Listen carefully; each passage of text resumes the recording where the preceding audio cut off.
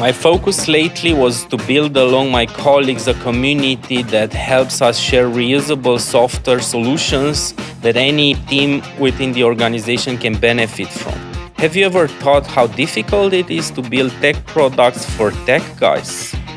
What if you add the flavor on top of this and you need to deliver accessibility for your digital experiences? In the end, humans need empathy. They need support to move forward, and we are going to discuss about this with Aaron Ingram. It's Thursday afternoon, we are releasing a new episode, and usually we get ready for a Friday of learning new stuff. This time we prepared content for you to understand how you can build tech products for tech people, and especially about accessibility. So Aaron Ingram, thank you for taking time for this. Thank you for having me. We're gonna start easy to let the viewers know who you are. So Please introduce. Yeah, so I'm Aaron. I've been involved in tech and testing for about a decade now. I started out as a QA tester, worked my way up through a QA lead, head of testing, and more recently I've focused on accessibility and productization of packages to sell to our clients. When did you find out, Aaron, that you should go into a career in tech? So it was actually, I worked at an insurance company and my job was no longer required, but I worked in a very niche job that sat within the testing team. And when my job was no longer required, they offered me a position in the testing. So I sort of just fell into it. Okay. But I really quite enjoyed it from that moment on. I've always been quite curious about that type of stuff. So yeah, from that moment on, I sort of really enjoyed it and just rolled with it from there. Could you point out some early experiences, maybe even some experiences from your childhood or your teenage years that you think were useful for the professional you are today? Yeah, I've always enjoyed just trying to break things, really. It's always been, I've always been that person, like take the TV remote apart, finding patterns in things, even when it comes down to things like gaming and stuff like that, just finding patterns within gaming that were useful. I've always been curious about how things worked. Can you find that pattern? Can you break something and put it back together again? How things work. Mm-hmm. It's always been something I've looked into. Yeah, interesting. So breaking things help you find out how you can build things. That's it, exactly. You take it apart and then you've got to try and put it back together again.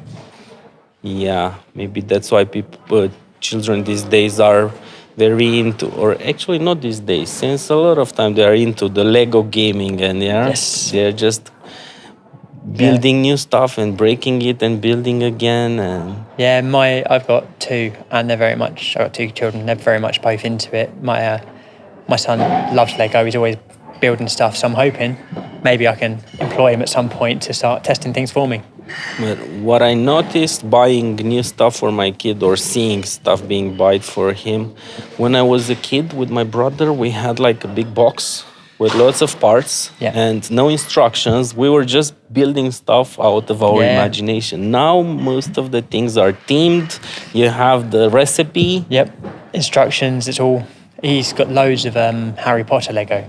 And all the while that's good, we do also have a big box of just bits that we've found and put together. So he uses them quite a bit, but not as much anymore when he was younger. He used to love it when he was younger. I hope it won't kill their imagination, Yeah, hopefully so. Good. So I'm gonna shift the discussion towards the topic of our episode, which is building tech product for tech guys. And somehow this is a dream for a lot of guys in tech, right? How can I use my experience and my knowledge to build something? First of all, is it tech-driven innovation or it's product people that drive the building of a new software? I think it's going to predominantly be the product people, in my opinion. I think they will find something that needs to be done, whether it's a requirement, a request from a client. Working in an agency, we get a number of clients coming in that they would want very specific things, and from then the product guys would take it to the tech team and say, what can we do? And that's when they'll start putting their minds together. So I'd say a lot of it is very client driven. over what the clients need and can we service those needs with a product. Okay, but on the other side, it's the guys in tech companies that start by doing, let's say, manual testing, or even if we are talking about developers, they build something that is required by a client and so on. And while working on their task, they identify parts that could be reusable. Yes. Yeah, so we do try and reuse as much as we can where we are at the moment. We'll try and, whether it's components or products, we'll try and create things that can be reused over and over again several times to make that build process quicker and quicker and quicker next time going forward. So this is where an experience in automation, which is coding, right, helps you. You can identify parts that you can put together, just like the Lego pieces, right, and you can build a product. In your case, it was a testing product that you built, right? Yeah, so we've done a couple. So I've put together an automation framework that we sell to clients. It comes with a number of standards, sort of like tests, a very basic regression pack, depending on where your website sits, for example. And then from there, we can just plug in the selectors, build a repository using the selectors on your site, and it means we can scale up a sort of like a very quick regression pack very, very fast for clients or the products they want to buy. The other one we did was an automation, an accessibility service. So what we've done is we've partnered with a company called Accessibility. They have a plugin that goes on a website that allows the user to completely amend the UI of their website depending on that person's specific needs. So what we've done, we've partnered with Accessibility. We go out and sell the license to their clients, but along with the licensing, we sell dev time, QA time. So I'd do an audit on a website, I'd identify the accessibility needs. We would then, from there, we'd put them into a Jira ticket. The business analyst would look through them, the developer would fix them and plug in the accessibility plugin. The idea is it's then a subscription service. They pay monthly for the plugin. It's a continuous source of income for the company as well as the accessibility, and we can ensure that we maintain that accessible process rolling going forward on the website, and it will come with a quarterly review to ensure that no changes we've made going forward have affected their site. So it's very much a subscription service. You mentioned accessibility a couple of times, and it's actually one of our main topics for this episode. Maybe some of our users are not aware of what is it. So what's accessibility and accessibility testing? So accessibility testing and sort of web accessibility is allowing users to navigate web's mobile applications if they've got a range of sort of disability. They can be like visual, audio, hearing impairments. They can be cognitive or neurodivergent issues. So like things like colour blindness or complete loss of hearing, things like that. So it'd be simple things like if someone's colourblind, making sure that they are able to use a high contrast mode in their website, just so they can see audio images and things that are relevant. Or if you've got a lot of flickering images, a lot of GIFs or whatever on your website, ensuring that you have a seizure-safe profile so you can pause them and dial the colours down so that they don't trigger things like epilepsy, can prevent seizures and things like that. Okay, yeah, this is very important topic to take in consideration when you're building your software. What puzzles me is that in my 14 years of career, I haven't been hearing about this problem by any of the product team I've been working with. I know about it for some years now because I've been working closely with some guys that were providing IT support for some websites that were used by governmental agency, and there's some European Union laws recently that enforce governmental agency to provide accessibility features. Yeah, so the European Accessibility Act is due to come into effect on the 28th of June next year. So that is similar to there's an ADA in America. It's the American Disability Act. It says that whereas the ADA is across a wide range of things, the European Accessibility Act is specific to do with digital content. So it's a lot more around websites, mobile applications, and it legislates that a lot of certain WCAG guidelines have to be met by websites and applications. It's a bit cruel that we need regulations in order to take this in consideration. How did you and your team took the decision to get into accessibility digital solutions, let's say? So it was more that I was looking at these websites, and go back to children. It actually came up very much as a conversation with my daughter. So we were walking home from school one day, and she'd fallen out of one of her friends at school because they were arguing over the colour of a pen. I was talking to her, and it come out that this little boy is colourblind, and I tried to explain to her what the issue was. And if you go into Firefox, for example, in the dev tools you can simulate certain levels of colourblindness. So I showed her what like protanopia is. It's where people struggle with shades of red, and I showed her like a box of crayons with someone that suffers from protanopia, and I was like, well, "Can you tell me what these colours are?" And she's like, no. So she then understood what this boy was seeing, and that sort of got me thinking, because I was working a little bit on it at the time. I also came here last year, and I saw a really good talk on accessibility then, which sort of like cemented the idea that this is something that really does need to be taken seriously. Then with the European Accessibility Act coming in, it's just snowballed from there. It's become more and more prevalent. It's great, and I love that you share this personal experience, and it's something that we should do more often, right? After all, we are in this industry to try to build software for humans. This is the target that we have for this new season. Try to explain how software should be built by humans for humans that understand all their needs, which is something that maybe an AI tool won't understand soon.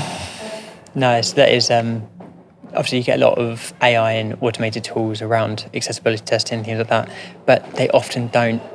They can pick up a lot of things, but they don't pick up everything. So like things like a logical tab in order, as long as everything can be hit by a tab, a lot of the time they're just happy with that. Whereas what a logical tab in order for a website for someone that can't use a keyboard or can't use a mouse, and they need to use a keyboard shortcuts. The tab in order needs to be logical. There's no point jumping from like top of the page to the bottom back up. It needs to make sense and go with a good flow on the website, which is something that I think a lot of AI tools will struggle with.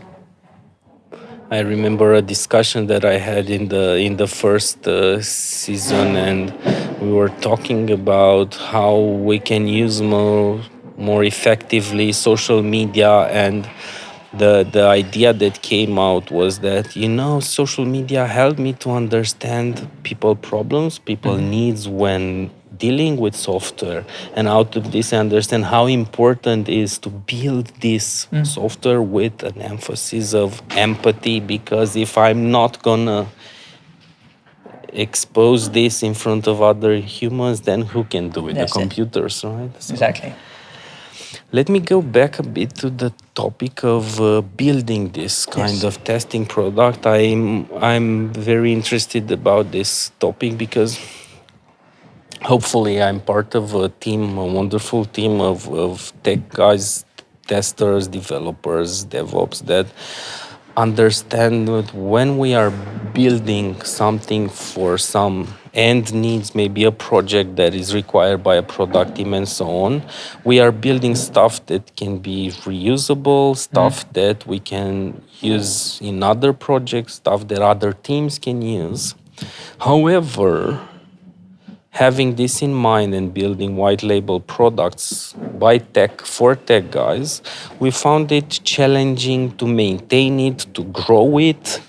Yes. And in the end, even though we are discussing sometime over a coffee, we don't end up to a product that can be sell to others or offer to others like an open source, whatever.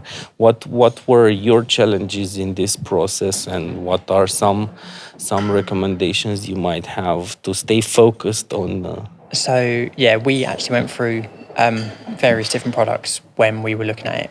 We were looking at an automated one, a testing only services, the accessibility one, some performance and load testing, those type of things.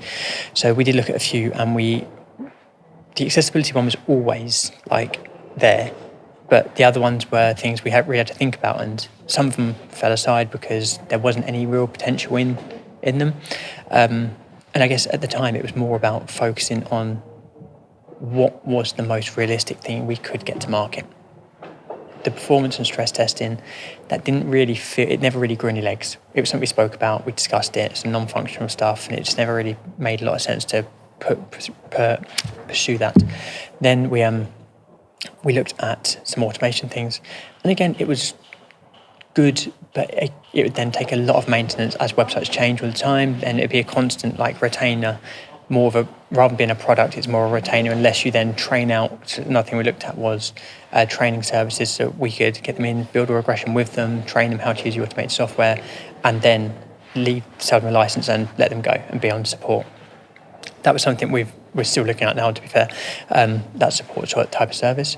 But the automation one, it was very much, accessibility one was very much more about getting buy-in from various areas of the business. Obviously, working in an agency, we're very client-facing. We discuss with clients a lot of the time, but it was about discussing with myself and the QA team, our CTO, the developers, the business analysts, because everyone needs to be able to buy in. So it was very much sort of a round table situation where I'd come in, like, I've got this idea, I want to build this product, and we do blah, blah, blah, blah, blah.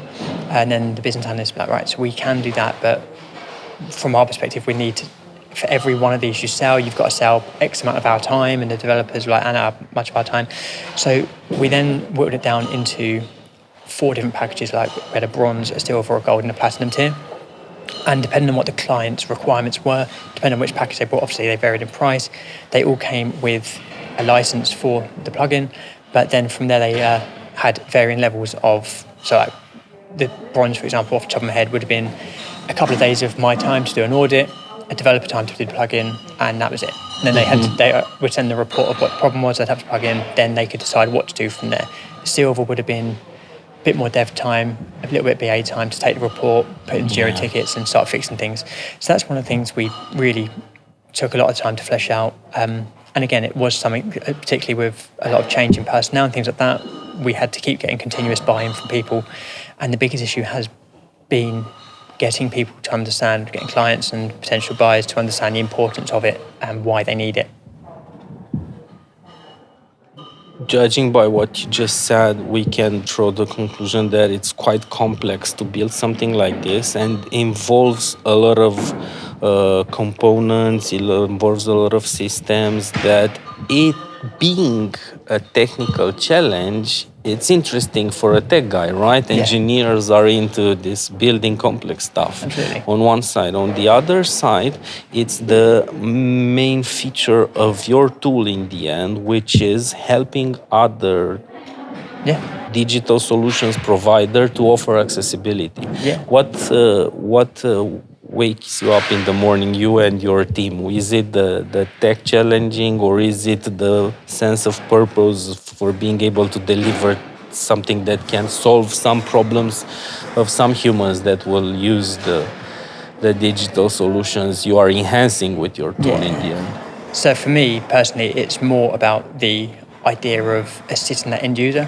knowing that obviously it helps our clients along the way. Obviously we provide a service to the client provides a service to the end user. So if it's an e-commerce client, the idea that we're assisting that end user by purchasing things they need to buy or something they want to buy and things like that they couldn't previously have done on the website without being accessible. So then having them, that's what helps me. That's what gets me through it, is being aware that these people are then able to buy that service.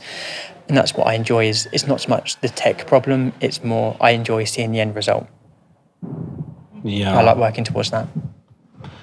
It's something that I'm always telling when I'm involved in some training, teaching activities. I'm always telling the young ones, okay, tech is nice. We have a lot of things. Today, something is useful for us. In 10 days, things will change and we'll do something different.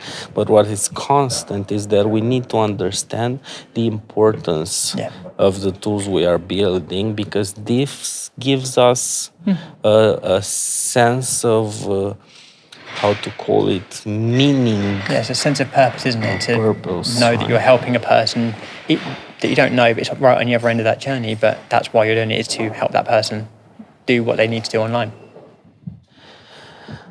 I think about something else now. I'm sure that you guys building all these plugins and all these tools that can be embedded by others, I'm sure there's a lot of technical documentation required there, right? That the other teams will need.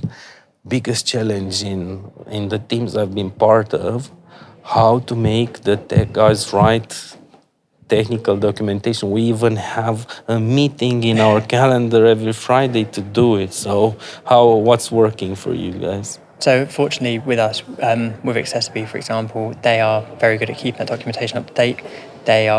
We look at it, and it's always got very basic, like step-by-step instructions on how to plug it in. Via updates, it's updated quite regularly. They are very good at just keeping it up to date. They know what they're doing. Even if it's a bit of calendar time blocked out purely for documentation updating, just make sure that they allowed that time rather than it being expected to fit it in amongst everything else. It's allowing them time to do it. Okay, good. One final question for you. How do you sharpen your skills? Coming to things like the Romania Testing Conference mostly. I enjoy coming to things like this. I attend a lot of webinars. I say mostly it's just a natural curiosity, really. If I see something I'm interested in, I'm curious about, I'll just sort of like sit down, I'll keep playing with it until I make it work. Whether that's a new automation software, a new accessibility thing, whatever it is, if I see it and I'm curious about it, I'll spend hours just figuring it out until it works, and that naturally helps me grow and helps my knowledge expand. Nice. I think you presented a pack of strategies and mindset and ways of feeling comfortable with the career you have, right? Yeah. You know, people are afraid these days somebody else steals the job. You said that you were in this position, right? So our viewers have some good recommendations now on how to stay safe and work on the things they love and deliver quality in their software initiatives in the end. Are there any things that I haven't asked and you want to share, or some final thoughts for our viewers? Just mainly, let's say, going back to accessibility, I think it is, as the European Accessibility Act does creep closer, I think the sooner that people start taking it seriously and looking at it will benefit everyone, because the later they leave it, the more rushed it's going to be. And it's not something you can rush. It is something that needs serious time and investment into. It does take time. It takes a budgetary investment as well. So the sooner they start taking it seriously, the better. I'm happy that we put a light on this accessibility topic. So thank you for taking time for this discussion. Thank you everyone for watching. If you found our content useful, please share it with your team, with your group of friends in tech, or with your colleagues at school. Don't forget to give us feedback on the platforms you are watching, and stay curious. See you on the other side.